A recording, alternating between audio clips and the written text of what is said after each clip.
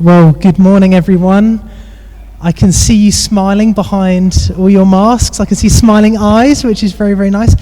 Why not just turn around and give each other a quick wave? Say hello, be friendly to one another. Great, good stuff. So, if you don't know me, my name is Don, and along with my lovely wife, we have the pleasure of leading this wonderful wee church family. And this is the moment, as Denise said, that we're going to open up the Bible together. We are journeying through a series which we've called A Meal with Jesus, where we're going through the Gospel of Luke in the run-up to Easter and looking at key times when Jesus eats with someone. And that happens a lot in Luke's Gospel. So we've been looking at different times when Jesus eats with someone. Colin kicked us off in Luke chapter 5 when Jesus called Levi to follow him. Then he went out for dinner with Levi and some others, and Jesus shared the very heart of the gospel over dinner, that Jesus had come for those in need of help, just like a doctor had come for the sick. Then last week in Luke chapter 9, Trev shared with us about how whenever anyone ate with Jesus in the Gospels, they were changed. Their lives were changed. Something happened in that encounter, in that interaction, that their lives were changed and they went away different. And that's our vision as a church. That as a church, people meet with Jesus in life-changing ways. And this week, we're in Luke chapter 10 at the home of Martha and Mary. And if there were 3 words that I'd want you to go home with today, that would be listen to him. As simple as that. Listen to him. Listen to Jesus. These 3 words are lifted directly from Matthew chapter 17 during Jesus' transfiguration, when God the Father said to all those present, "This is my Son whom I love. With him I am well pleased. Listen to him." So let's read today's passage. We're in Luke chapter 10, verses 38 to 42. The words should come up on screen. Thank you very much, Trev. We also have copies of the Bible out on the welcome table. You're very welcome to take one of those as our gift to you on the way out as well. So Luke chapter 10, at the home of Martha and Mary. As Jesus and his disciples were on their way, he came to a village where a woman named Martha opened her home to him. She had a sister called Mary who sat at the Lord's feet listening to what he said, but Martha was distracted by all the preparations that had to be made. She came to him and asked, "Lord, don't you care that my sister has left me to do the work by myself? Tell her to help me." "Martha, Martha," the Lord answered, "you are worried and upset about many things, but few things are needed, or indeed only one. Mary has chosen what is better, and it will not be taken away from her." I think reading this passage, this is surely something that we can all relate to. Surely we've all been in a situation at one time or another where it feels like you are pulling more weight than everybody else. And the frustration and annoyance that can rise up in those situations. Look at the other married couples in this place. I wonder if there's ever been a conversation in your household of, "You're not pulling enough weight. Why am I doing all the jobs around here?" Never? No? Maybe it's just me and Abby, right? Maybe it is. I somehow don't think so. But this was Martha's situation, right? In verse 40, it said that Martha was distracted by all the preparations that had to be made. And the context of this was that Jesus and his disciples had traveled to this village called Bethany. This village was about 2 miles outside of Jerusalem. And they'd been invited to stay at the home of Martha, her sister Mary, and also their brother Lazarus, who doesn't appear in this story. And in the Gospels, we hear of 3 life-changing events involving these 3 siblings. Firstly, today's passage. Secondly, their brother Lazarus in John chapter 11, had been dead for 4 days, and Jesus brought him back to life. And then thirdly, in John chapter 12, it was this Mary who anointed Jesus by breaking the alabaster jar of perfume in worship. And little did she know that her act of adoration and worship was preparing Jesus for his burial. She was simply worshipping him. She had no idea the bigger picture that act of worship would play. But on this occasion, Jesus had been invited to their home, most likely by Martha, who was the elder of the two sisters. Anyone here who is the oldest sibling, or even has an older sibling, will often know that with that person can come a role or a responsibility, perhaps an extra weight as to being the oldest. I'm the youngest of 4, so I have no clue about that responsibility of being the oldest. But that's what Martha carried. And she was not afraid to let her siblings know. She was not afraid to let them know about it. Not only that, but it's thought that these siblings had lost their parents. And in the culture of that day, it was the oldest sibling who would have had to take care of the whole family, the whole household, in place of the parents. And we're some 2,000 years later, in a different part of the world, in a different culture, yet some of that can carry through to today. Some of those dynamics between siblings and families can carry through to today. The different dynamics, the different roles, the expectations, and sometimes the conflicts that can happen in the context of family life. This is exactly what Jesus is speaking into. He's not speaking into a vacuum of generic principles or teaching. He's speaking to siblings in a household. He's speaking into family life.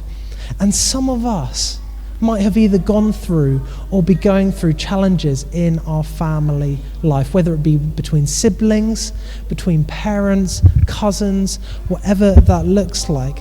And Jesus wants to speak into those situations today with his words of life.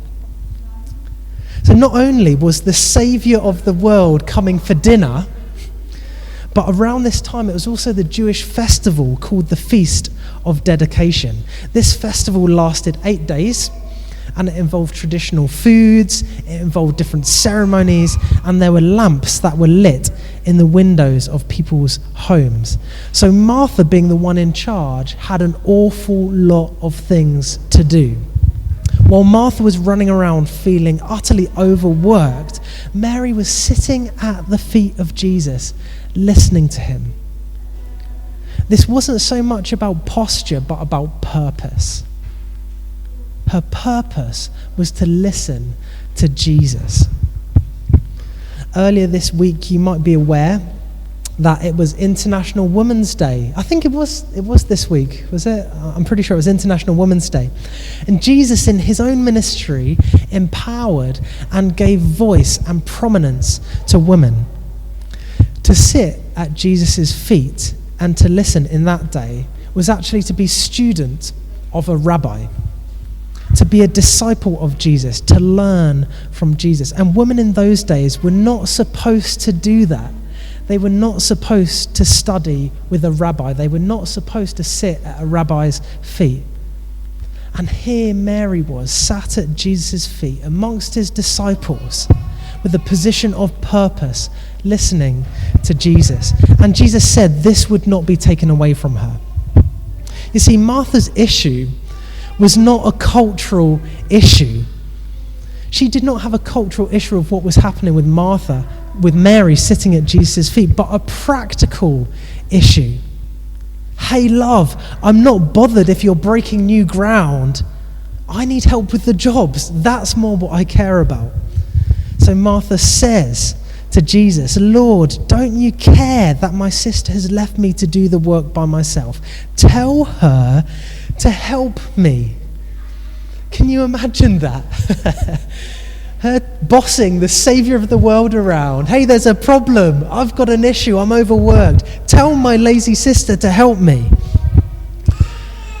To be honest, if I'm feeling overworked, one of the first attitudes that starts to crop up in me is feeling that nobody cares. No one cares. Here I am, left to do all this work, and nobody else seems to care. I don't know if anyone else ever feels that way. But Martha has the solution. She says, Jesus, tell my sister to help me. Has anyone else told Jesus what to do like that? Where they've had a problem and they thought, come on, Jesus, this is the solution. This is what I need. Please tell that person to get involved. Tell this one to happen. Help, please, Lord. When we're backed into a corner and are under pressure, we often get tunnel vision and our options can seem so limited. Lord, there's this one thing that has to happen. It has to be this. It has to be in this way. Please make this happen. But Jesus responds to her with a tone of such kindness, not rebuke.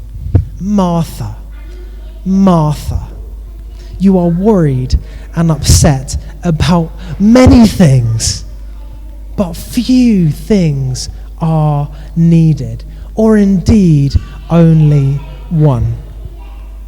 And your sister has chosen what is better, and I will not take it away from her. How many of us are worried and upset about many things? Because it's into that space of worry and concern that Jesus holds us and invites us to be with him as the most important solution. And Mary had chosen this, to listen to Jesus, to listen, to sit at his feet, to learn from him, to be his apprentice, to listen to him. Me and Abby have been watching the latest series of The Apprentice, and if you don't know it, there's a group of budding entrepreneurs who try and jostle their way to the front to win the approval and ultimately the investment of someone called Alan Sugar. And each week they end up in the boardroom and they report back to him on what's happened in the task, and he'll analyze it and tear it apart. And the one thing that so often comes to the front with his feedback is, you've missed the point. You were meant to be selling this product, but instead you got totally distracted and caught up in something which wasn't the point, and you missed the actual point of this task, which was to sell the product. Martha had missed the point. This whole Jewish festival was pointing towards Jesus. Those lamps in the window which were light were nothing on the light of the world who was in the room. She'd missed the point, but Jesus did not say, "You're fired." He invited her into deeper participation with him. Martha was doing things for Jesus, but missed the point of being with Jesus, listening and learning from him. And this balance can so easily tip in our own lives. It's endless, the amount of things to do. And hey, these are good things so often. They're really good things. But I love how Jesus, rather than adding more pressure, offers to take something away. You're worried and upset about many things, he said, but few things are needed, or indeed only one. What a relief that Jesus doesn't come to us in the busyness of our lives and pile on more busyness of things to do, more pressure. He points back to himself and says, the most important thing you can do is to listen to me. William Carey, who was a Baptist missionary, said this: "I'm not afraid of failure. I'm afraid of succeeding at things that don't matter." What a powerful message. I'm afraid of succeeding at things that don't matter. For our church, we have so much life and energy. We have such a vision to see people meet with Jesus in life-changing ways. But it starts, the core, the origin of that is us listening to Jesus. We could do amazing, amazing things as a church, but it would not be successful unless we have heard from Jesus, unless we listen to Jesus and we're doing it in response and out of obedience to him. How do we make sure we're not succeeding at things that don't matter to Jesus? Well, it comes back to listening to him. Quietening ourselves, the pressures that we feel, both externally from others, from culture, from the world around, but also the internal pressure we've maybe put on ourselves in certain areas. And it means coming before him and listening to him, hearing his voice, opening up the Bible, hearing what Jesus has to say to each of us. We listen to him. We keep the main thing by listening to Jesus. He directs us as we listen to him. He pours in his life as we listen to him. He shows us where things need to change as we listen to him and as we learn. Remember, in this context, to listen was to learn. To listen was to be an apprentice. To listen was to be a disciple. So as we listen to Jesus, we're learning. We're saying, teach me, Lord. Show me what to do. What needs to start? What needs to stop? How am I to live? What is my focus to be on? I want to listen to you. In the run-up to doing this church plant, we had the privilege of having lunch with a man called Steve Nicholson. Steve Nicholson is a pastor in the States. He's a vineyard pastor who started a church called Evanston Vineyard over 40 years ago. It's a really big, thriving church. He's now passed that on to someone else. Someone else is leading that church, but he's still very, very involved in the vineyard movement. In fact, in October, for our Scotland Vineyard Conference, he's coming over and he's going to be one of the keynote speakers. But we had lunch with him and a few other people. And we asked him what advice he'd give us starting to plant this church. And what he said to us is this. He said, you don't need to do everything right.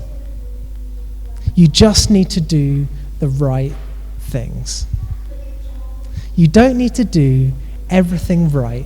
You just need to do the right things. And he went on to explain what he meant by that is that so often we can caught up by trying to do absolutely everything. But that's not the point.